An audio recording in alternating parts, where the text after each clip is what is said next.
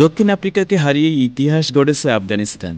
শারজায় প্রথম ওয়ানডেতে দক্ষিণ আফ্রিকাকে ১০৬ রানে থামিয়ে অনেকটা হেসে খেলেই জয়ের বন্দরে নোঙর ফেলেছে আফগানিস্তান। দক্ষিণ আফ্রিকা আগে ব্যাট করে ১০৬ রানে অল আউট হওয়ার পরে মূলত নিশ্চিত হয়ে যায় ম্যাচের ভাগ্য। এর আগে কখনোই ১২৯ রানের নিচে রান তাড়া করতে গিয়ে ম্যাচ হারেনি আফগানিস্তান। একইভাবে এত কম সংগ্রহ নিয়ে ম্যাচ জিততে পারেনি দক্ষিণ আফ্রিকাও। আজও ব্যতিক্রম হয়নি। শারজায় প্রথম ওয়ানডেতে দক্ষিণ আফ্রিকাকে ১০৬ রানে থামিয়ে অনেকটা হেসে খেলেই জয়ের বন্দরে নোঙর ফেলেছে আফগানিস্তান।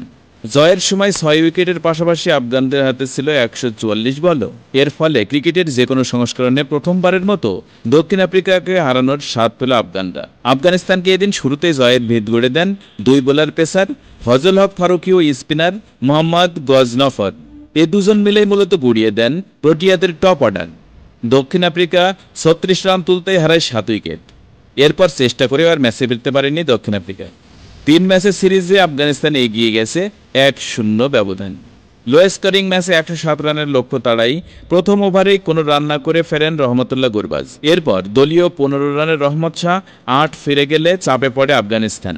কিন্তু এরপরেই সতর্ক হয়ে ব্যাটিং শুরু করেন দুই আফগান ব্যাটসম্যান রিয়াজ হাসান ও হাশমাতুল্লাহ শহীদী। দলীয় ৩৮ রানে ফিরে যান রিয়াজ। তবে অধিনায়ক হাশমাতুল্লাহ ও আজমাতুল্লাহ ওমরজাই দলকে ধীরে ধীরে নিরাপদ অবস্থানে নিতে শুরু করেন।